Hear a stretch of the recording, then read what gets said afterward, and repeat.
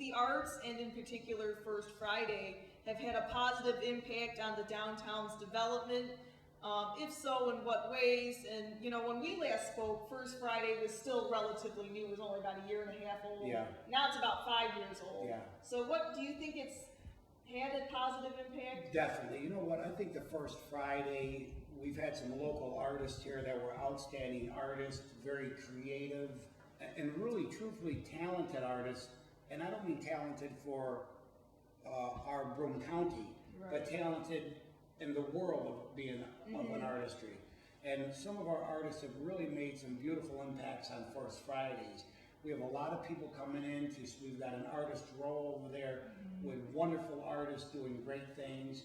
So I think what it's done is bring a lot of 30-somethings, 40-somethings, 50-somethings, 60-somethings age group into downtown with a husband and wife, a boyfriend and girlfriend, friends coming down to take a walk through these different venues for food, for artwork.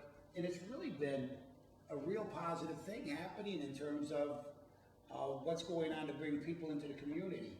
Inclusive in that, back to your forte of real estate, you also find downtown lofts for professionals of people wanting to live in downtown.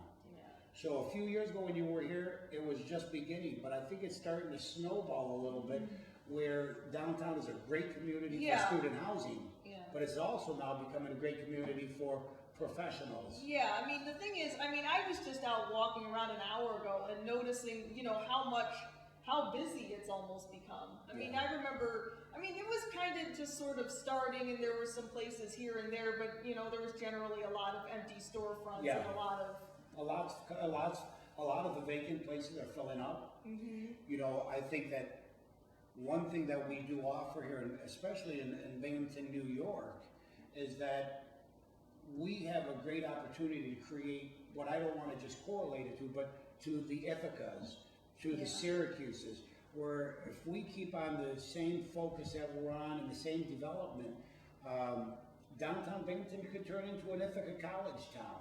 And I think that would be a great thing because our students, the State University students, are absolutely outstanding. They're a huge asset for our community. And I mean, they're one of the few corporations that continue to escalate, build great academics, great students, great intellectual level, great artist level. The State University is huge, and the development that they're bringing into downtown has been really nothing short of outstanding.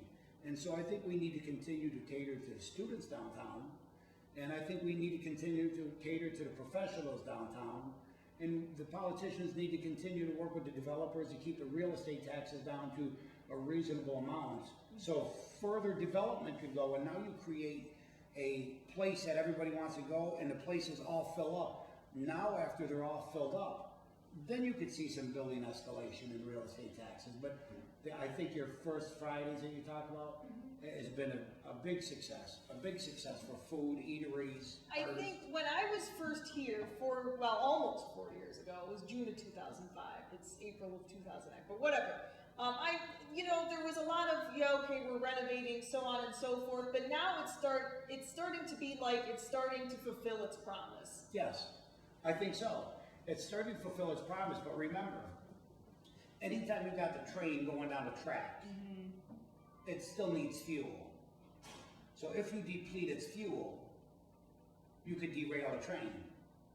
So if you got the train going down the track, or you got real estate going forward in a positive direction, and real estate properties escalate unfavorably, unreasonably, you now could create more vacancies and less of an advantage for developers to want to come around. So it really takes a hand-in-hand working with the politicians, with the developers, to continue on a positive note. And I know I continue to re-mention, but remember, real estate taxes, insurances, fixed costs of utilities are the things that help make or help break real estate development and assessments.